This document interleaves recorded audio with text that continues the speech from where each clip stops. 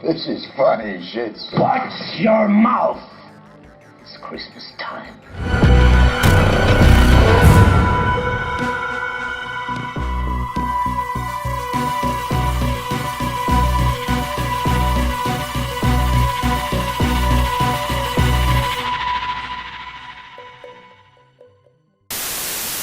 Welcome back, Secret Santas, to the Complete Guide to Horror podcast. Today, we're talking Rare Exports, A Christmas Tale, the 2010 Finnish fantasy action horror film, written and directed by Jalmari Helander, about people living near Korvatunturi, probably said that wrong, who discover the secret behind Santa Claus.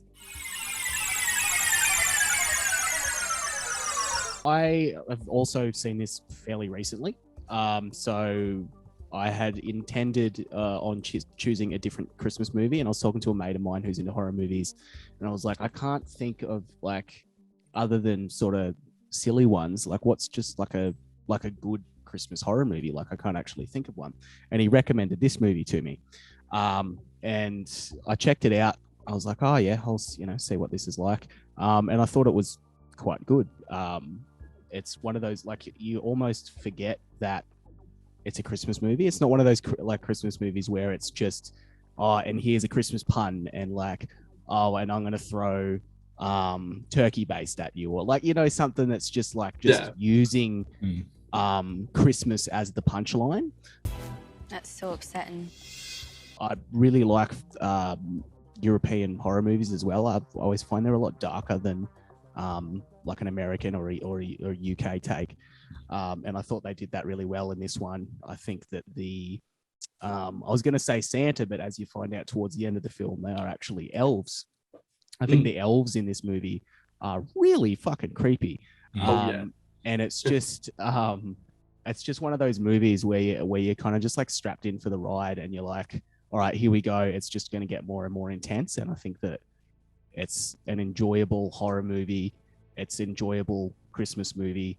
It's I don't know. I was just kind of really impressed by its ability to do that. So I picked that. I would be interested to know, your takes on what you think of this sort of as like a Christmas horror movie, because there's not really a lot of them, and a lot of them that are out there are quite silly and don't kind of put the effort in. But I feel like this is one that did.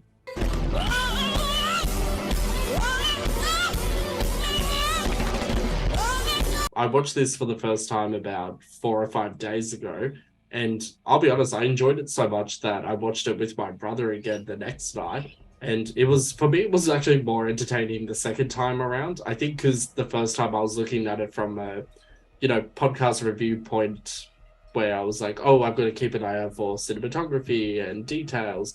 Whereas the second time I could just relax and just watch it. And for an indie film, it has the same hallmarks of a typically lower budget production, but, I don't think that necessarily hindered it. I was still entertained throughout, thought the casting was great.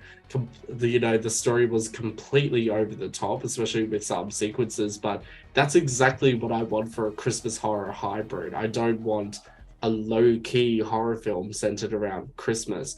I appreciated, the Santa Claus / elves character, because I just find some Christmas horror movies go a bit too dumb with some of the things, like that 2015 film Krampus. The trailer looked okay, and then watching that movie I was like, oh, this is so fucking stupid. I can't finish this movie even though I have to. But my own personal belief is, if you're going to do anything like supernatural, commit all the way, go over the top, or just fuck right off. And this movie commits all the way. There's some interesting plot twists. There's really great acting all around, especially with the children characters, which you don't see for, well, admittedly, I haven't seen most kids in like Christmas horror movies. It's usually centered around adults, but even then, some kids in horror movies, I'm like, ugh, this is so stupid. But no, I really, really liked it. But BP, what's your take? Yeah, I never heard of this movie till Coop had mentioned it. And then, funny thing, I downloaded it and then I started watching it, and then I realized scenes where they were speaking in Danish. Finish. Finished. And then I'm like, am I meant to be understanding what's going on here? Because the kids are talking and they're probably got about 15 minutes. And then I was like, I need subtitles, and I couldn't find it. So then actually, it was on SBS On Demand, of all places, as a film. So yeah, re-downloaded it and then started watching again. I thought it was interesting. I didn't hate it. I didn't love it, but I thought it's a different type of movie I wouldn't really ever watch, which I like sort of doing these recordings and stuff, that we can sort of expand our horizons beyond sort of just straightforward sort of horror films.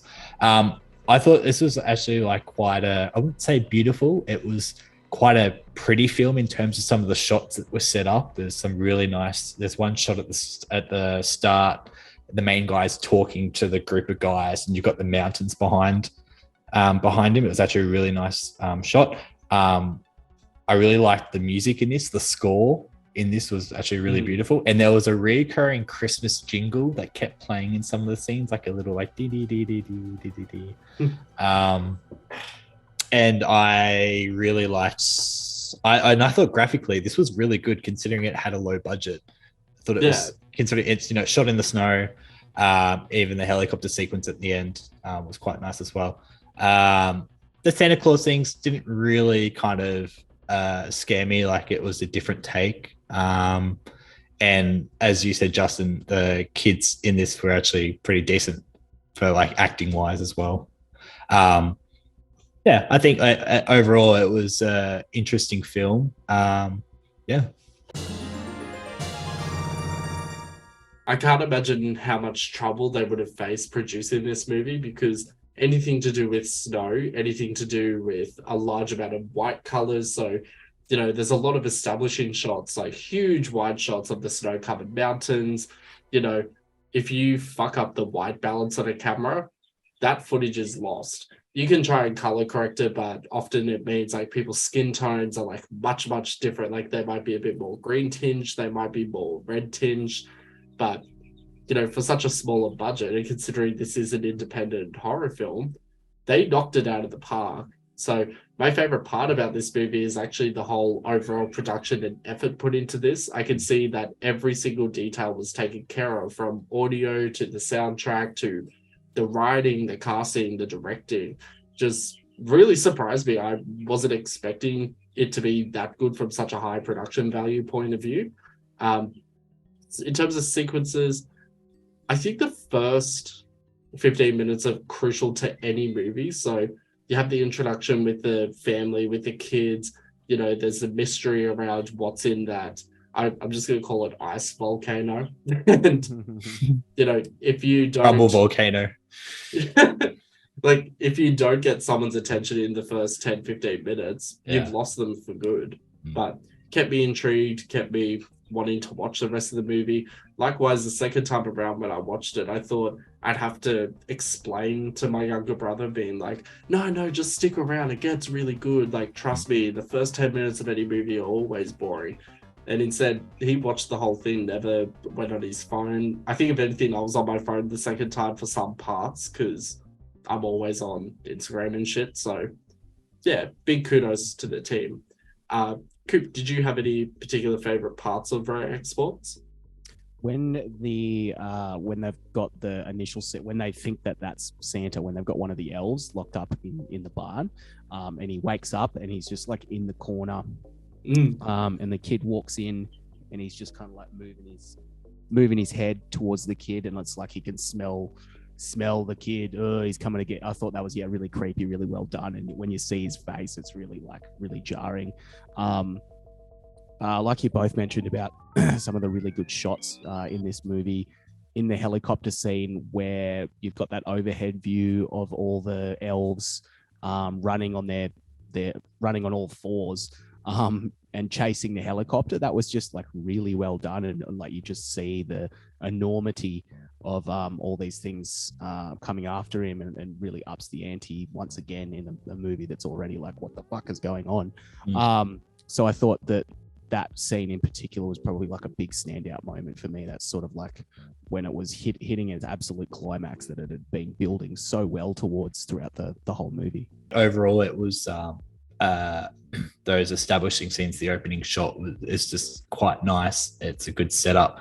I appreciate they did just go for a soundtrack in this, but in this sort of movie, it's hard to even kind of comprehend, even if a soundtrack was to be applied and what you would play. So the fact they kind of went for a score in this, and personally, it gave me vibes of like Halo, like the video game, something sort of in that sort of realm. And I thought it was really nice. And I liked that, as we've discussed, it wasn't pushing on the Christmas theming too much, but that was that nice kind of reoccurring theme of, I don't know what the jingle is. I've got it in my head. It's like a ding-a-ling-a-ling that kept sort of playing in some of the scenes very subtly in the background, which is nice. And in terms of a scene though, actually thinking, I liked the ending sequence where it's sort of showing them getting, day 24, day 12, sort of getting to the end of like them preparing to be Santa Claus.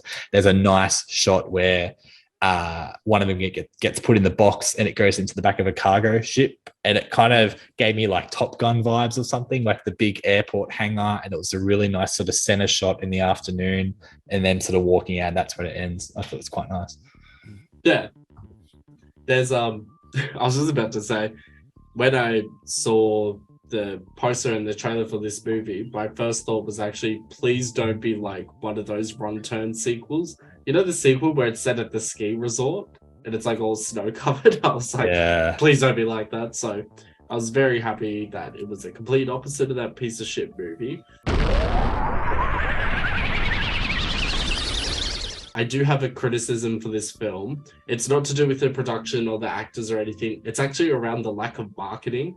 So I think this could have been a huge, like very popular movie where, given the right ad spend across like Google, Facebook, or Instagram, even just like some press releases or interviews, anything would have been good. Really? I know that indie films always face this kind of struggle when it comes to marketing, but felt like marketing was not really taken into account. There were some things that were sent like little press kits around the 2 previous short films, along with the synopsis and just some fun details about the full-length feature film way back in 2009 to 2010 to drum up hype, but it's not that popular. I think it's one of those movies that deserves to be, I wouldn't say mainstream popular, because then that takes away from the appeal, but just at least, known amongst horror movie lovers. So, I wouldn't be surprised if most people are watching or listening to this and being like, what's that? What's it about? Exports? Is that a cannibal movie? But instead, they're actually going to find this is a really good Christmas horror comedy hybrid. So, yeah, that's my only criticism, though. But, Coop, did you have any least favorite parts of the movie? Nothing that really jumps to mind. I'd probably have to agree with you, because I hadn't heard of this movie until my friend Sam had mentioned this. So I had no idea that this was out there. So I think you're probably spot on with that. I can't think of sort of any weak moments in the movie that made me go, oh, that's a bit, or anything like that. So I can't think of anything. No, that's fair. BP, likewise, same question. Did you have any least favorite parts of the movie?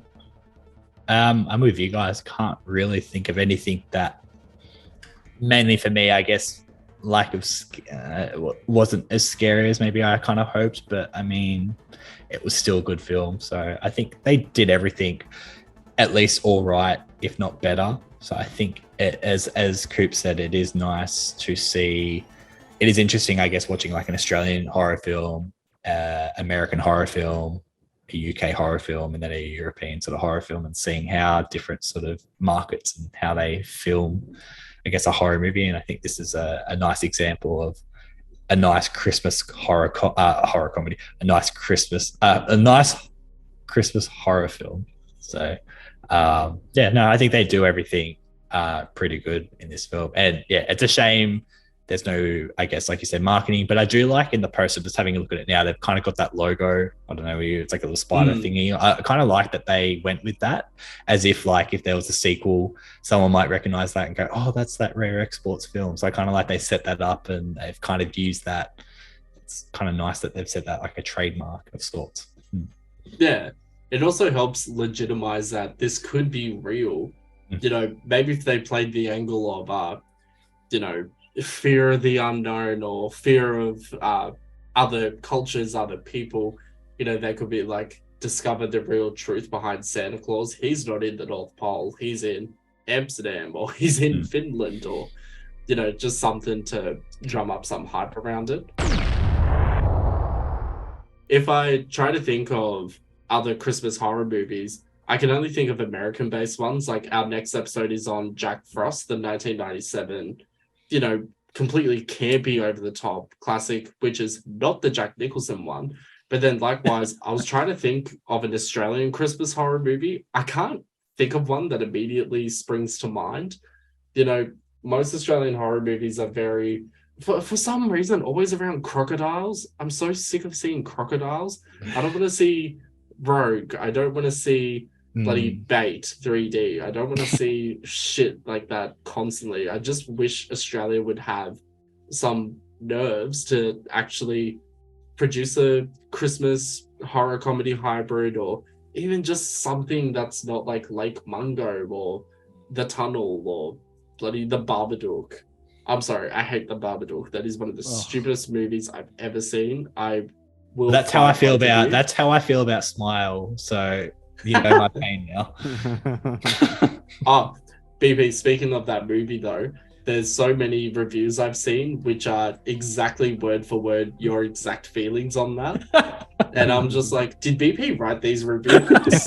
Yeah, I'm botting them all. Yeah, I'm all bots. Yeah, you got them. Yeah, I paid them. You're on a vendetta. I hit up Stacey, and By the way, I'm pretty sure, unless we're thinking of a different movie, that the family Jack Frost one, it's Michael Keaton, not Jack Nicholson. Ah, shit! I thought it was Jack Nicholson. If it's the one in if it's the 98 one, unless there's another Jack Frost movie with Jack Nicholson, but no, yeah. I just looked it up. I is Michael Keaton. Okay, I thought I'd point that out before it's too late. I'm gonna have to do like what I did when I kept saying Audrey Plaza instead of Aubrey Plaza for the Child's Play. I'll have to put the word over the top. Just wanted to say thank you both for joining me again today, BP and Coop. Thank you. Thank you in Finnish. I don't know how to say it, but yeah, that it's implied. It's probably like yeah. Actually, maybe I might edit that part out. That might come across as like racist. I'm offended. I think you're only offended because I gave Smile 8.6 out of 10. Oh, wait, here we go. Kitos. That's how you say Kitos. thank you in Finnish. Kitos. Kitos. Truth or dare. Listeners, in our next episode, we discuss Jack Frost, the ultimate horror Christmas movie. And no, it's not the one starring Jack Nicholson. It's the much superior version that's completely campy and so over the top that, honestly, I'm surprised that it got made. Blow me.